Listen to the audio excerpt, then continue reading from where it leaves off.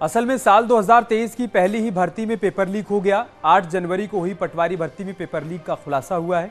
लोक सेवा आयोग ने 563 पदों पर भर्ती की थी, जिसमें से 391 पदों के लिए पटवारी भर्ती परीक्षा का आयोजन किया गया था और इसमें भी पेपर लीक हो गया। एसटीएफ ने इस पूरे मामले का खुलासा किया और 5 आरोपियों को गिरफ्तार किया है।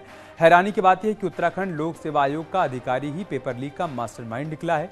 संजीव चतुर्वेदी नाम का अनुभाग अधिकारी पटवारी भर्ती में पेपर लीक का मास्टरमाइंड है। अन्य आरोपियों में रामकुमार, संजीव और राजपाल हैं, जबकि संजीव चतुर्वेदी की पत्नी को भी बाद में गिरफ्तार किया गया।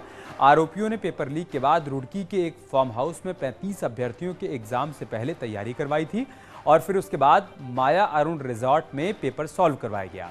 4 और 5 दिसंबर को पेपर सॉल्व करवाया गया था। एसटीएफ ने खुलासा किया कि हर कैंडिडेट से 8 से 10 लाख रुपए लिए गए और उसके बाद उन्हें पेपर लीक कर सॉल्व करवाया गया।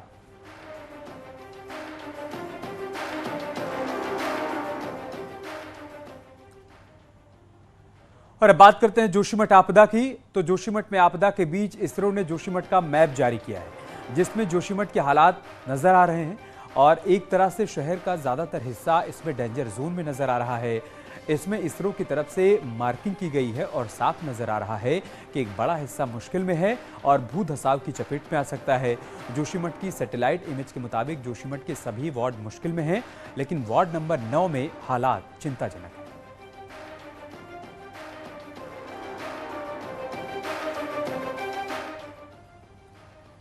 और आज जोशीमठ में बड़ा फैसला लिया गया। होटल मलारी इन को तोड़ने की कार्रवाई शुरू हो गई। होटल मलारी इन को धीरे धीरे डिसमेंटल किया जा रहा है। इसके लिए पहले होटल की छत से सामान निकाला गया और उसके बाद छत पर बने टिन शेड को तोड़कर निकाला गया। कल से दूसरे होटल माउंट व्यू को भी तोड़ा जाएगा और अधिकारियों के मुताबिक करीब 2 हफ्ते का वक्त इन दोनों ही होटल्स को डिसमेंट करने में लग सकता है। सुबह 7 बजे से रात के 8 बजे तक इन होटल्स को तोड़ा जाएगा और इसके लिए एसडीआरएफ, पीडब्ल्यूडी और सीबीआरआई की टीम के लोग मौजूद हैं। जोशीमठ में इन 2 होटल्स को ही फिलहाल तोड़ा जा रहा है। अन्य किसी बिल्डिंग को तोड़ने का अभी फैसला नहीं लिया गया और इन दोनों ही होटल मालिकों के साथ मुआवजे की बातचीत चल रही थी। आज बात बनने के बाद होटल तोड़ने की कार्रवाई शुरू की गई। लोगों के भी अपने घर छोड़ने का सिलसिला जारी है और खतरनाक हो चुके घरों से निकालकर लोगों को राहत शिविरों तक पहुंचाया जा रहा है। होटल माउंट व्यू और होटल मलारी इनको जो डिसमेंटल करने की कार्रवाई चल रही है वो सीबीआरआई के डायरेक्शंस में ये पूरा जो प्रोजेक्ट है इसको हैंडल किया जा रहा है। हमारे साथ सीबीआरआई के चीफ साइंटिस्ट मौजूद हैं। उनसे जानेंगे कि सर किस तरह से आप लोग इस पूरे प्लानिंग को कार्य रूप दे रहे हैं। या देखिए, हम 5 साइंटिस्ट हैं और ये वही साइंटिस्ट हैं जो ट्विन टावर डिमोलिशन में ये थे, लेकिन डिमोलिशन का तरीका यहाँ पे अलग रहेगा। वहाँ पे हम ब्लास्टिंग और एक्सप्लोसिव्स यूज करके किए थे। यहाँ पे नो एक्सप्लोसिव्स नॉन ब्लास्टिंग वे में करेंगे। इसका नाम है मैकेनिकल डिसमेंटलिंग। सो इसमें ये हम पहले जैसे खिड़की, दरवाजे या ऊपर जो वाटर टैंक्स था या जो छज्जे थे, शेड्स थे, उसको डिसमेंटल कर रहे हैं, जितने सारे नॉन स्ट्रक्चरल एलिमेंट्स। उसके बाद हम नॉन लोड बियरिंग एलिमेंट्स को डिसमेंटल करेंगे कट पीसेस में और उसके बाद अगर जरूरत पड़ा तो स्ट्रक्चरल एलिमेंट्स को हम डिसमेंटल करेंगे। सर, जहाँ तक मेरी जानकारी है आप लोगों ने प्लान तैयार किया है कि दोनों होटल को एक साथ आप डिसमेंटल करेंगे। इसके पीछे क्या साइंटिफिक? हाँ जी, एक्चुअली कल तक एक ये था कि ये वाला होटल जो है मलारी इन, वो माउंट व्यू होटल के ऊपर झुकी हुई थी, लेकिन आज सवेरे जब हम लोग आके प्लम्ब लाइन डाल के देखे तो उसमें देखे कि mount view is also tilting towards Malari inn. So अभी दोनों होटल एक दूसरे के तरफ टिल्ट होके ये किए हैं। तो अगर हम जो पहले स्ट्रेटेजी था कि मलारी इन को निकाल देंगे तो माउंट व्यू हो सकता है अपने आप गिर जाए, तो इसीलिए हमको साइमल्टेनियसली कंजिक्यूटिव जो सेम लेवल को डिसमेंटल करते हुए नीचे आएंगे। सो इसलिए दोनों होटल को एक साथ ऊपर से नीचे तक डिसमेंटल करते हुए आएंगे। सर, हमारे व्यूअर्स में एक बड़ी उत्सुकता है कि जो ट्विन टावर जो गिराया गया था वो पूरे देश दुनिया के लिए एक आकर्षण था। वो इसी दृष्टिकोण से इसको देख रहे हैं कि ये भी ऐसे ही गिराया जाएगा। ये ऐसे क्यों नहीं गिराया जाएगा, इसके पीछे क्या रीजन?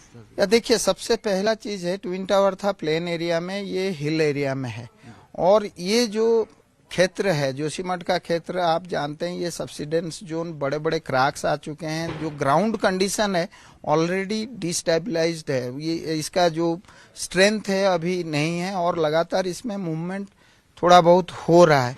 तो उसको नजर में रखते हुए अगर हम उस तरह से गिराएंगे तो ग्राउंड में एक वाइब्रेशन पैदा होगी, जिससे जमीन में जो ऑलरेडी डिस्टेबलाइज्ड है उसको और डिस्टेबलाइज करेगा। इसलिए हम किसी भी तरह का वाइब्रेशन को जमीन के अंदर जाने के लिए अलाउ नहीं कर सकते हैं। तो इसीलिए ये मैकेनिकल वे में होगा, कट पीसेस में हम मैकेनिकल इक्विपमेंट्स टूल्स लगा के इसको निकालेंगे। कैमरा पर्सन राकेश रावत के साथ सुनील नौप्रभात, न्यूज 18 जोशीमठ। और जोशीमठ की आपदा के बीच कल शुक्रवार को पुष्कर सिंह धामी कैबिनेट की बैठक होनी है। दोपहर 12 बजे देहरादून सचिवालय में बैठक बुलाई गई है। जोशीमठ आपदा को लेकर बड़े फैसले कल की बैठक में लिए जा सकते हैं। राहत पैकेज पर भी कैबिनेट की मुहर लग सकती है।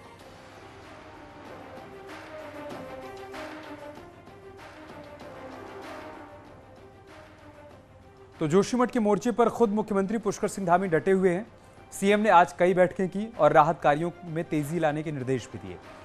मुख्यमंत्री पुष्कर सिंह धामी ने सेना, आईटीबीपी के अधिकारियों के साथ बैठक की। जोशीमठ के संकट पर चर्चा हुई।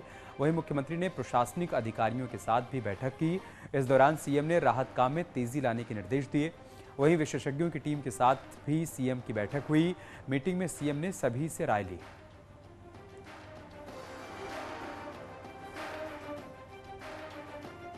देखिए, मैं कल से यहाँ पर हूँ और सभी प्रकार के जो हमारे यहाँ पर संगठन हैं, हमारे व्यापारी संगठन हैं, प्रतिनिधि हैं, निर्वाचित प्रतिनिधि हैं और हमारे अधिकारीगण हैं, कर्मचारीगण हैं, व्यापार मंडल के लोग हैं, उन सभी से मिला हूँ और सभी को हमने कहा है कि सरकार पूरी तरह से इस समय जोशीमठ के साथ है, जोशीमठ वाले लोगों के साथ है, आपदा प्रभावितों के साथ है और हर संभव जो सहायता है वो हम लोग करेंगे। प्राकृतिक आपदा आ गई है और आपदा पर आगे का प्लान बनाना, उसकी प्लानिंग करके उसका हर प्रकार से सहायता करना हमारा काम है, हम उसको करेंगे।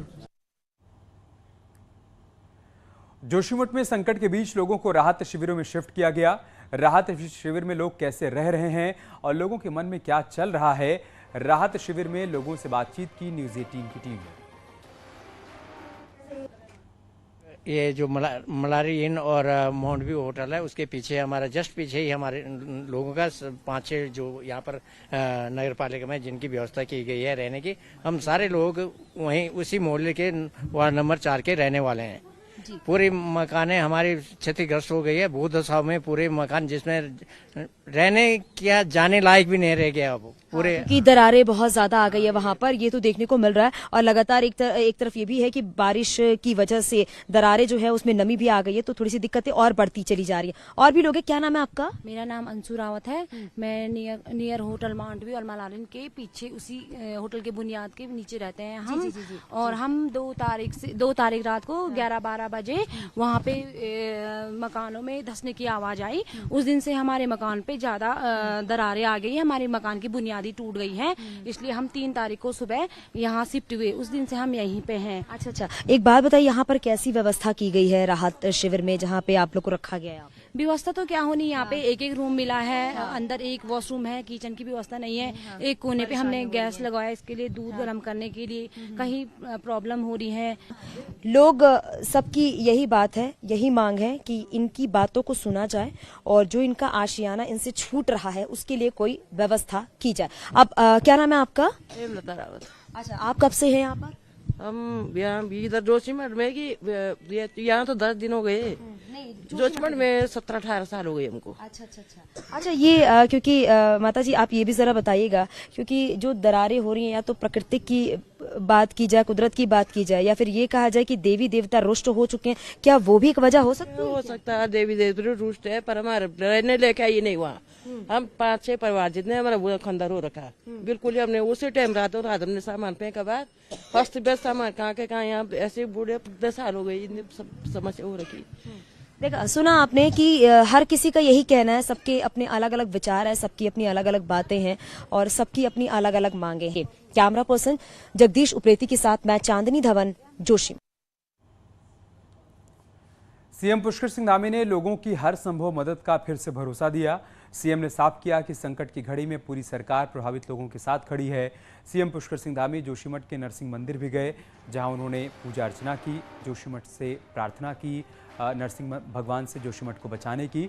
तो वहीं सीएम धामी ने कहा कि सरकार प्रभावित लोगों के साथ खड़ी है, लोगों की दिक्कतें दूर की जाएंगी। सीएम धामी ने यह भी कहा कि सरकार प्लानिंग के साथ काम कर रही है।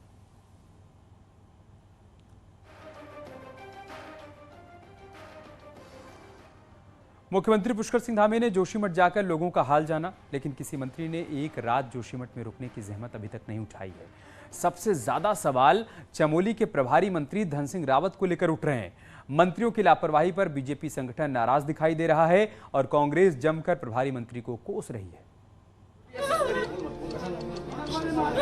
कल आप एक बार हमारा घर देख लेना। हम अंदर से बाहर से मेरा घर टूट गया।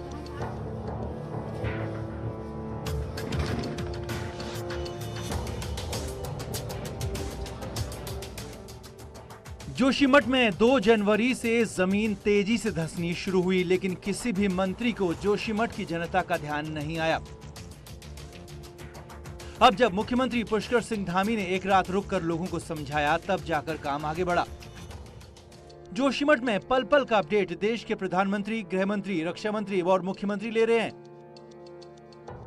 बुधवार को जब दोबारा मुख्यमंत्री सारे प्रोग्राम छोड़कर जोशीमठ पहुंचे तो सवाल उठा कि मंत्री कहां हैं? चमोली के प्रभारी मंत्री धन सिंह रावत कहां हैं? कोई मंत्री आखिर यहां रुकने क्यों नहीं आता? खबर है कि इसी लापरवाही से बीजेपी संगठन खासा नाराज है और ये बात प्रदेश महामंत्री आदित्य कोठारी के बयान से साफ हो जाती है। अब रात्रि को तो स्टेट गवर्नमेंट के मंत्री अभी कोई रात वहां रहे नहीं है। आगे इससे उनको निर्देशित किया गया कि वो वहां रहे। जो जिले के प्रभारी मंत्री हैं धन सिंह रावत जी, उनको भी मुख्यमंत्री जी ने निर्देश किया है कि वो निरंतर अब वहीं रहें। जोशीमठ की आपदा को आखिर क्यों मंत्रियों ने अब तक हल्के में लिया? बुधवार को जब जोशीमठ में जनता को समझाना मुश्किल हो रहा था तो चमोली के प्रभारी मंत्री हल्द्वानी में थे, और गुरुवार को जब मुख्यमंत्री जोशीमठ में मीटिंग कर रहे थे तब मंत्री धन सिंह देहरादून में एक प्रोग्राम में थे। सवाल पूछने पर मंत्री जी ने कहा कि सरकार अच्छा काम कर रही है, तो कांग्रेस ने कहा कि जो मंत्री किसी से नहीं मिलते वो जनता का दर्द क्या समझे। सारे लोग वहाँ पे ये है कि सरकार ने अच्छा काम किया है, और जब सर्वे आ जाएगा कि भाई उनको विस्थापन क्या करना है, क्या करना है, उसके बाद ही तो निर्णय लिया जाएगा कि क्या करना है, और लोगों से पूछ के ही तय किया जाएगा। जो प्रभारी मंत्री है वही नदारत है। प्रभारी मंत्री के तो हालात ये है, स्थिति है, वो कभी किसी से मिलते ही नहीं है। चुनाव जीतने के बाद, मंत्री की शपथ लेने के बाद वो जिस तरीके से नदारत है इस प्रदेश से, तो हालात बद से बदतर हैं। जोशीमठ में सच्चाई यही है कि लोगों को घर छोड़ने पर मजबूर होना पड़ा है। जिस घर में चैन की नींद सोते थे, उसी घर में आई दरारों ने लोगों को बेचैन कर रखा है। चुनाव के दौरान नेताओं को नींद नहीं आती, लेकिन जोशीमठ में जब लोगों की नींद उड़ी हुई है तब मुख्यमंत्री पुष्कर सिंह धामी को छोड़ किसी और मंत्री या फिर प्रभारी मंत्री ने ये नहीं सोचा कि 10 दिन से जोशीमठ की जनता का दिन रात क्या हाल है। Bureau report, news 18।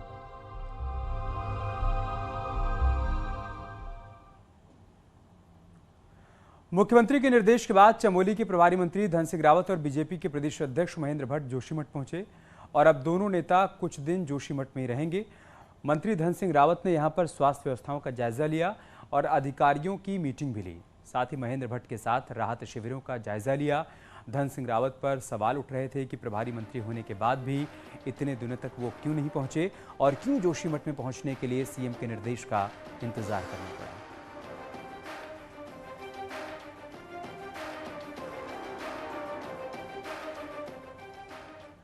जोशीमठ में जो हालात बने हैं वैसे ही खतरे राज्य के कई शहरों में बने हुए हैं। हालांकि नैनीताल में अंग्रेजों ने एक आपदा के बाद ड्रेनेज सिस्टम को तैयार किया था, जिससे नैनीताल शहर आज भी बचा हुआ है, लेकिन नालों पर भी अब संकट दिखने लगा है।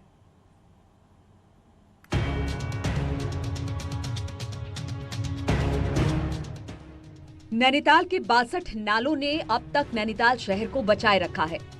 पर्यटकों की पसंद नैनीताल की खूबसूरती इन्हीं नालों से बनी है, तो भारी बरसात में भी नैनीताल के इसी वाटर सिस्टम ने शहर को बचाए रखा है।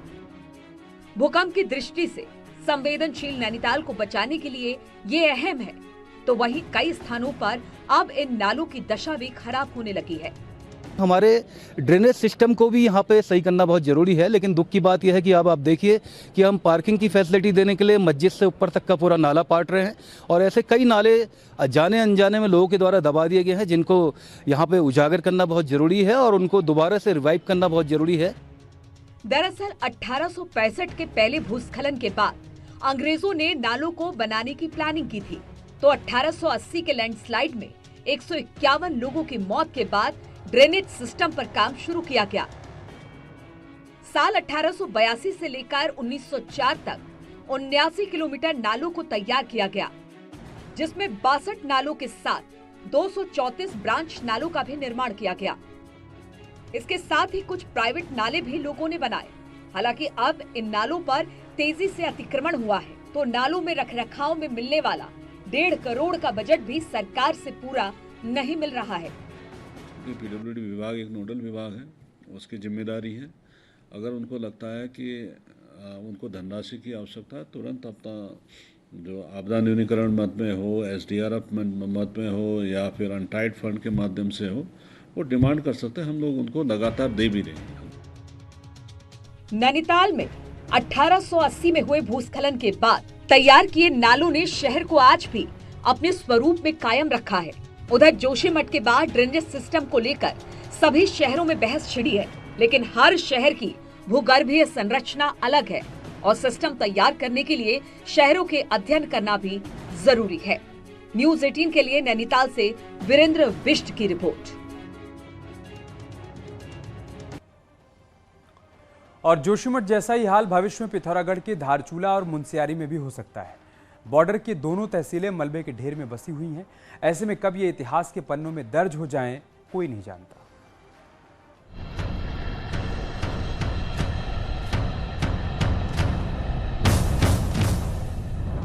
धारचूला और मुनस्यारी में कभी भी जोशीमठ जैसे हालात नजर आ सकते हैं। इन दोनों तहसीलों में हर बरसात तांडव मचाती है। कभी रास्ते जमींदोज होते हैं तो कभी घर। ऐसी शायद ही कोई बरसात हो जिसने यहाँ के लोगों को दर्द ना दिया हो। बताया जा रहा है कि दोनों तहसील मुख्यालय लैंडस्लाइड के मलबे पर बसे हैं। ऐसे में हल्की सी भूगर्भीय हलचल यहाँ भारी पड़ सकती है। इन दोनों तहसीलों में दर्जनों ऐसे गांव हैं जो लगातार दरक रहे हैं।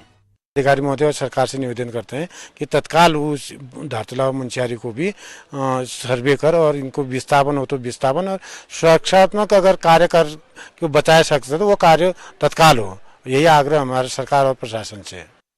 बरसात में होने वाली भारी बारिश और बादल फटने की घटनाओं से यहाँ की धरती लगातार कमजोर हो रही है। इन दोनों तहसीलों में कई गांवों का